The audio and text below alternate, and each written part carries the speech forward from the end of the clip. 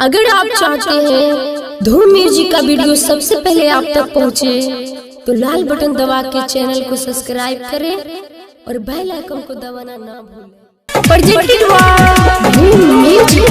चांद को भी मिल गई चांदनी, अब सितारों का क्या होगा। चांद को भी मिल गई चांदनी, अब सितारों का क्या होगा। मोहब्बत एक से ही कर ली तो बाकी हजारों का क्या होगा। मंगिया में सजाई के लाल की से मुदावा, जाई के ससुराल नहीं भूलोइहे गे। मंगिया में सजाई के लाल की से मुदावा, जाई के ससुराल नहीं भूलोइहे गे। निकल तो यरती जावा सुने गे रानी, अगिया लगावे आइबो जई है समझना जागे। निकल तो यरती जावा सुने गे रानी, अगिया लगावे आइबो जई है समझना। आज की ये शाम इतनी सुहानी न होती, हर चाहत के पीछे कोई कहानी न होती। कुछ तो असर जरूर होता है प्यार में, वरना गोरी राधा सांवली शाम की दीवानी न होती। चाय लगे दिल हमर शीशा जैसा तोड़ के, हम नहीं जानो लियो की चल जाइबे मोर के। प्रोजेक्टेड बाय धूम म्यूजिक।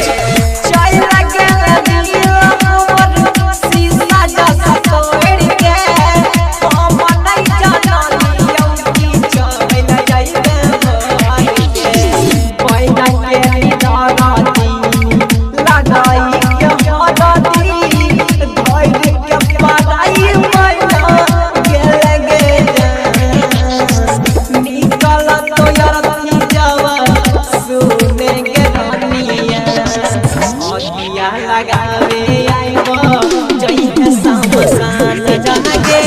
निकल तो यरती जावा सुने गे रानी, अगिया लगावे आइबो जई है समसान।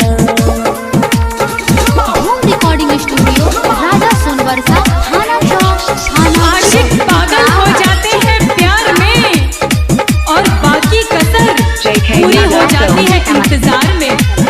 सिंगिंग बाय प्रिंस केरिया।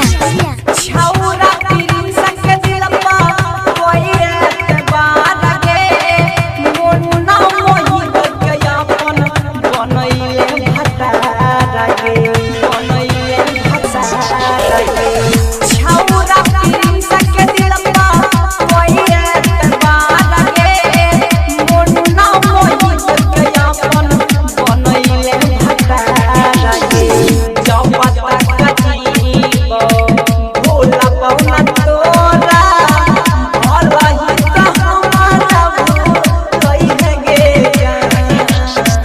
निकल तो यरती जावा सुने गे रानी, अगिया लगावे आइबो जई है समसान जागे। निकल तो